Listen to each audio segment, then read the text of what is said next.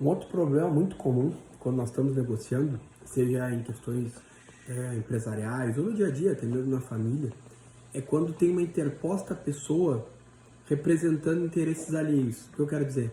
Imagina aquela situação que duas empresas estão discutindo um possível acordo, mas quem está conversando lá no final da linha, lá na ponta, são os seus advogados. Isso às vezes cria um ruído tão grande que é como se as partes efetivamente que estão a negociar dissessem assim, bom, fala lá com o meu advogado, ou fala com o meu representante, ou fala com quem sabe o que é melhor para mim. E isso, na verdade, atrapalha muito esse processo de criação de um cenário positivo possível para fazer o acordo. Porque muitas vezes esse representante não sabe especificamente quais são os interesses, os sentimentos, os aspectos de relacionamento das partes que estão a negociar. Então, uma coisa importante é a gente abreviar, cortar esses atalhos e, no mínimo, mesmo que haja esses representantes na negociação, que é comum, as partes se envolvam em algumas reuniões, em algumas tratativas, para que se consiga construir um mínimo de relacionamento para gerar alguma confiança para que a negociação avance.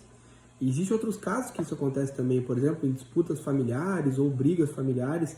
Às vezes, uma parte pode dizer assim, bom, fala com a minha mulher aqui, eu não quero mais me envolver contigo para discutir esse assunto. Dizendo isso, por exemplo, para um irmão, imagina, uma briga familiar. Isso é bastante ruim, porque na verdade quem vai negociar vai ser a mulher dessa pessoa e talvez o irmão, ou também a mulher do irmão. A gente cria barreiras que só vão complicar. Essa questão de colocar um representante porque a parte não quer se envolver no ato de negociar é a pior coisa possível, porque ela está abrindo mão de ela própria manifestar os seus interesses, conhecer os interesses da outra parte e encontrar uma solução viável, fazer crescer as possibilidades de solução para chegar num acordo cooperativo. Então a gente tem que ter muito cuidado com isso. E eu vejo toda hora aqui no trabalho, no MZ Advocacia, essa questão. A parte diz assim, não, fala com o meu advogado, agora não é mais comigo, é só com o meu advogado. Quando eu escuto isso, me dá um arrepio, porque isso é um problema. Muito provavelmente a gente vai acabar no judiciário.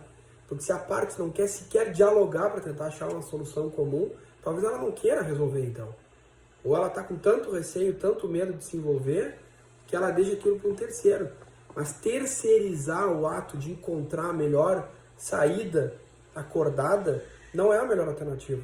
Porque, de novo, repito, eu tiro exatamente aquele elemento subjetivo do interesse genuíno, ou seja, o que a parte precisa quando ela senta na mesa para conversar. Seja numa disputa familiar, como eu já falei, e aí envolve muito mais questões de afeto, questões sentimentais, ou numa questão, uma disputa, uma operação, uma negociação empresarial, corporativa. Vocês já se deram conta que quando diretores diretos ou empreendedores, donos das empresas se sentam para negociar, por vezes eles resolvem em 15, 30 minutos algo que os representantes, os gestores ou os colaboradores da empresa estão há um ano patinando, né? Porque também o representante tem aquela questão, ele também não sabe, será que é realmente isso que a parte que está me dando poderes para estar sentada aqui negociando quer? Isso gera uma insegurança. Quando eu tenho insegurança, cai a confiança, diminui o nível de relacionamento, fica mais difícil ver o que realmente as partes precisam. Então a gente não pode esquecer disso. É preciso sim se envolver bastante, diretamente, nas negociações, as partes que efetivamente estão ali tentando encontrar uma solução. Tá bem?